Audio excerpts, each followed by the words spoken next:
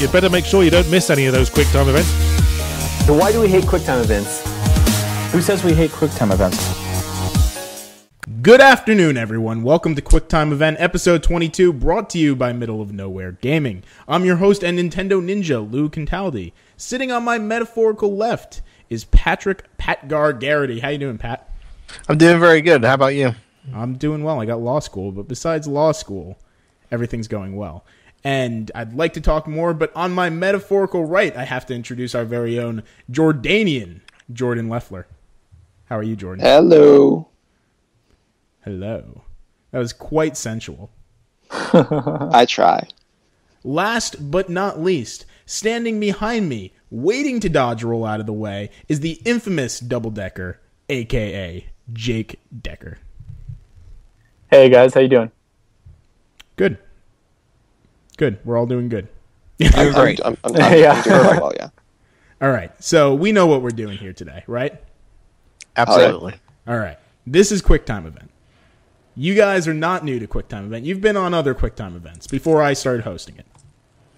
So, I'm going to give a small introduction to what QuickTime Event is for those listeners who have not heard it yet. QuickTime Event, of course, is our Topical Time podcast where we pick a topic, a very prevalent topic of the week, and we put a timer, and we can only talk about it for so long. We're generally long-winded people. We do a lot of podcasts on Middle of Nowhere Gaming, and we would talk for hours if you let us, and they do let us.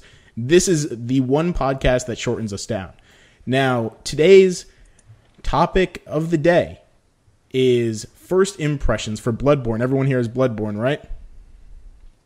Yep. Yes, sir. Yep. How you liking Bloodborne? Love it. Yeah, it's intense. Yeah, fantastic. All right, so Bloodborne, of course, is From Software's PlayStation 4 exclusive that is currently the leading cause of thrown controllers and rage quits. The game came out earlier this week to overwhelmingly positive reviews. Of course, the review on our site is still pending, but that is why we're having this first impression QTE, so everyone knows what the most important people on the gaming news centers, specifically us, we're the most important, think. Right. All right. So I'm going to set the timer to 15 minutes. 15 minutes I think is good. We got a lot of questions, and it will most likely cut us off. But we'll do it. Let's do it. All right. 3, 2, 1, go. All right. Timer started. First question. How far are you at Bloodborne? So the audience knows how much they can trust our opinions. Well, I guess I'll start. Sure. I just beat the fourth boss, so I'm moving through it. Fourth boss. Which one is that? Well, as minimal spoilers as possible. Does it have a name? Yeah, I can't remember what. It's like a woman who's Is it praying. Vicar Abigail or something Vicar. like Yeah, something Vicar. It's a woman werewolf that, almost had me throw my controller a couple times. Right. that? Yeah, I'm on her right now. You're on her. That's. I am on top of her. Even more sensual. I know. He's just going all sensual today. That's, like I said, that's the goal. I mean, that's kind of who I am. Patrick, how far are you? I am at the cleric beast still. I've just been kind of messing around with him here. Right. How many times have you died on the cleric beast? I have died about 5 times now, and I am kind of trying to. I'm determined in the next 3 hours to get him down. All right. You can do it. That's ambitious. 3 hours. You can definitely do that. I actually just finished the cleric beast. So once again, I'm a brand new baby to this. Still don't have enough insight to do anything. But I'm having a great time. I've spent a lot of hours in the game, and I just fell into the sewers, like right onto a pile of like 10 rats. So that's something that happened. So we've established where we are. Now, everyone, I'm sure, has a horror story. Either a triumphant moment or something that really just scared the living daylights out of you. It's not a horror game, but it's happened. I'll start this one. My horror story was actually the very beginning of the game. 1 hour after its launch on midnight, I had fired it up, and I've dabbled in the Souls series a little bit here and there, but that first werewolf in when you start the game, you know which one I'm talking about, where you're supposed to die? Oh, yeah. My horror story was I died to him, went to Hunter's Dream, left Hunter's Dream without looking at anything, and for over an hour, went back and repeatedly tried to fight this thing before I realized I'm missing something. Right. And that's probably why I'm on just at the Cleric Beast, is because I've been stumbling around like a moron for probably 6 hours now in it. Right. Before we move on, I just want to know, because this is out of my own personal enjoyment, what was everyone's first weapon of choice? What'd they pick? Their primary. Because we got a choice of 3, right? I didn't even look at them. I just picked it. Yeah. I went with the cane. The threaded cane. I hear everyone says that's the best. I didn't get it. I went with the axe. Yeah, I went with the saw blade thing. I still don't. Yeah. I don't know. All right, so let's back to horror stories. Let's not separate this too much. Well, actually, mine has to do with the cane. So I got the cane, and like when I was in there, like I wasn't really looking. Like there's a whole tutorial that's in there, and they don't even tell you about it. It's just like on the ground, and like all the messages and stuff like tells you what all the buttons do and all the tactics that you can use to play the game. And I just got my equipment and went back out and started playing, and didn't really know how to do anything. And all of a sudden, I pressed L1, and all of a sudden, like my cane like became a chain whip, and I was like, "Whoa!"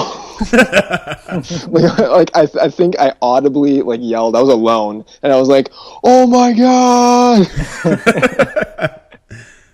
Yeah, so I'm still using that thing. Like I still haven't invested in any other weapon. I don't know if that's a good thing or a bad thing. I really like it, but it might kick me in the ass later.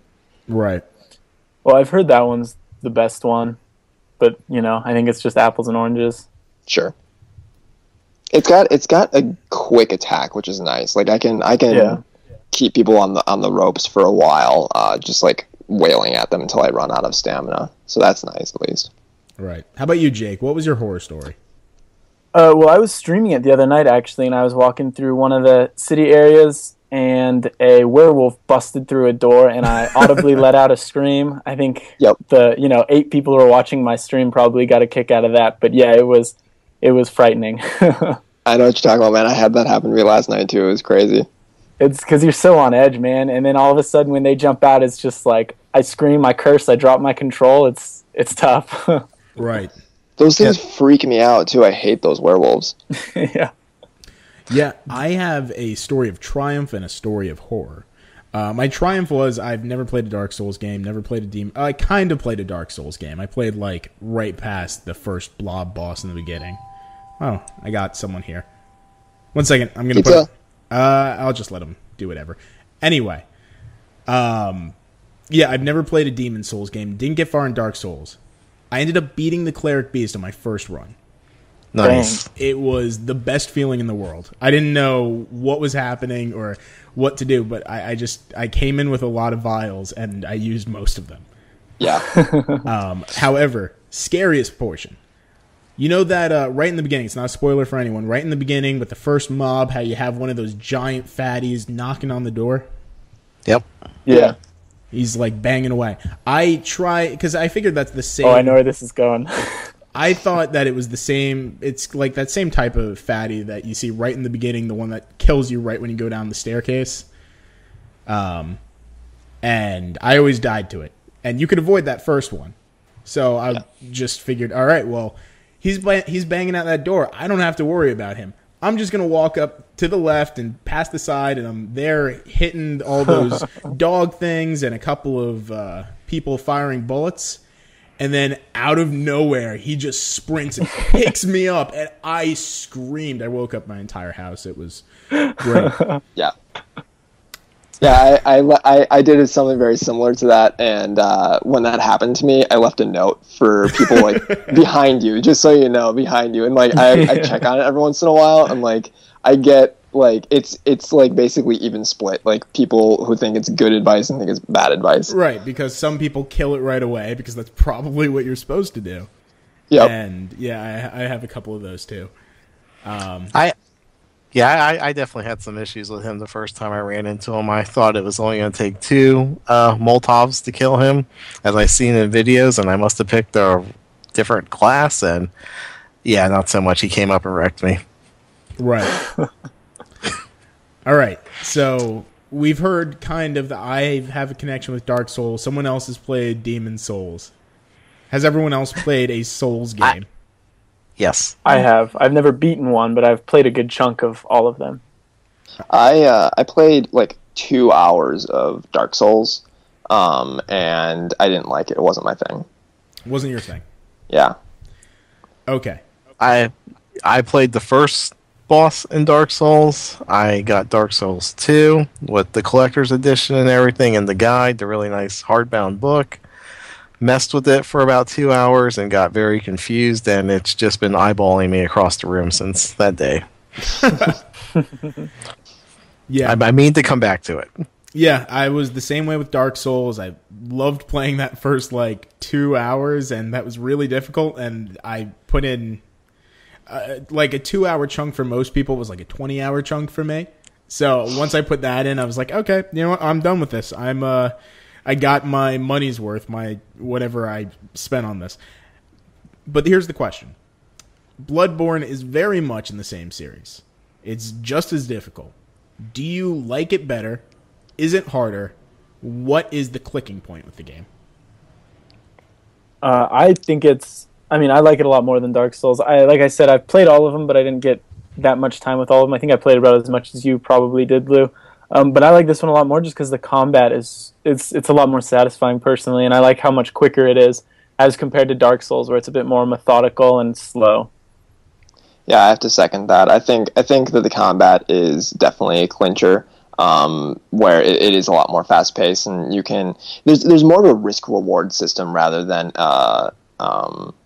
thoughtful, methodical approach to combat. But also, what I think is really important, what this I think has over Dark Souls, is there's much more of a style to the atmosphere.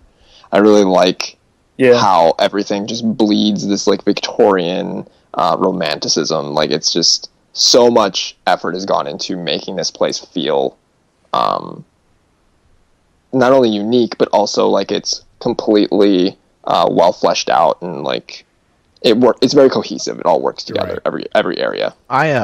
I definitely agree with that point. I was going to bring that up too. With Dark Souls, I just always felt it was very bland and, clunky in the beginning. I know later on it speeds up a little bit, but Bloodborne here, I feel like I'm immersed in this world. I want to learn about it. I want to see what's going on, why these people are screaming out their windows and banging on the doors. The combat's very in your face, and why I like it is I'm dying, but I'm learning why, and I keep moving forward a little bit each time. Right. I have a question about the style. I love the style. There are wheelchairs everywhere. Why? Yeah, I noticed this too. Is everyone in there just really paralyzed, or is there just that one guy in the wheelchair who, needs to get up and everywhere, and they just leave one by every staircase? Lou, didn't you know that the handicapped are the most frightening people in the world? That may be to some extent true. We're all talking about how the combat is better and feels better. Does that mean that it's an easier game, though? No. There is checks and balances with this combat for sure. It's faster, but you got to get in there fast and get out of it just as fast. And the enemies are faster too. Absolutely. Yeah. All right. So I got another question. From Software, Japanese studio. The Japanese studios, Square Enix and all of them, aren't normally the ones to take major risks with style. Generally, we see the high fantasy, the Final Fantasy, those mech games, or we'll see maybe a Monster Hunter-ish type games. They normally go with what's successful. Now, they've had other kind of games like Dark Souls and Demon Souls, but nothing that oozed this kind of style, as we mentioned. So I think that's interesting personally. My question is this something that should continue?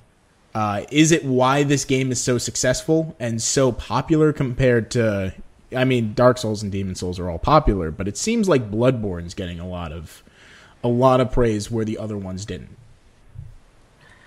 I think this game is success at the moment. I'm sorry to interrupt you. I think the success for this game at the moment is, up to this point, everyone's heard about Dark Souls and how brutal it's been, and it's for a certain niche of players. You're hearing Bloodborne is a little bit more accessible, and there's a lot of word of mouth at the moment, like, oh man, my buddy's loving Bloodborne, I'm going to go pick it up. And I think we've had that in our middle of nowhere group of guys here at the moment. I think that's going on a little bit too. I think this is going to be a success, and I think there's going to be more to this series as for the lifespan of these new machines. Yeah. I agree with that, but I would wager that this has been a bigger gamble for PlayStation than it was for From Software, just because, I mean, From has been there, that's the style that they've developed, but like, to make this such a large title for the year, like, this is basically their exclusive for the year. This is going to be probably one of the biggest games that they release this year, not withstanding the order. But like, this is kind of, they put a lot of ducks in this basket, and I think that it's paying off. But yeah, it was a little risky because this is such a niche franchise, or it has been for such a long time, and they're really trying to bring it out into the mainstream. Right. I feel like it's kind of selling consoles too, because I work at GameStop just one night a week just to screw off, and I went to work last night and sold 3 PS4s because of Bloodborne, and they picked it up with it. Dang. See, that I didn't expect. How many people? That was within a 3-hour period too, so it's just very good. Yeah, that's impressive. How many people are going home and like playing this game, not even knowing anything about it though? There's a lot of really funny Amazon reviews out there. I bet. Really? Yeah, if you ever have time, just check out the Metacritic like user reviews and the Amazon reviews, and they're just really funny. Some of them are complaining how the atmosphere there aren't enough atmospheres. I expected at least 12 atmospheres. But yeah, it's generally and that is the timer. So I'm going to add a little something new to this. I think we're going to do a wrap-up question for each one. One-word wrap-up question. You have to answer in one word. The question is, should people listening go out and buy Bloodborne? Yes. Maybe? Yes. I would say yes. Okay. So that wraps up QuickTime Event episode 22. Yeah. Thank you, everyone, for being on. It's been a pleasure for this whole 15 minutes. Thank you. Yeah, thank you. All right, so our schedule is that we, from now on, record on Thursdays, hopefully have it up by Fridays. You can email us at contact.mong@gmail.com if you have any questions, if you want to add your own insights, if you have your own first impressions or horror stories with the game. We'd love to read them, and we'd love to share them. You can find our Mong Twitter account at mong.com. You could also find us on YouTube at youtube.com/mongnetwork. You could find us on Facebook, Tumblr, and Instagram. I'm not going to tell you the URLs because you don't want to hear them. If you want to see us play games, we have a great Twitch stream. It's twitch.tv/mongplays. And, of course, check out our website, middleofnowheregaming.com, for all of our latest editorials, news, and reviews. And last but not least, we all have Twitters, I believe, right? We do have the Twitters. We have the Twitters. All right. So, Pat, what is your Twitter? My Twitter is at PatGar36. All right. Jordan? That's Jordanian to you, Mr. Cantaldi. Jordanian. Oh. It is JL_FLEUR, JL Floor. And Double Decker. At Jacob Deck. And I am at Lou Kentaldi, sometimes at Lou Kentucky if it's by the holiday seasons, but you could definitely find me at Lou Kentaldi. Once again, thank you for listening, and thanks everyone for being on. Go and play some Bloodborne. Enjoy the hunt. Mong. Mong. Mong.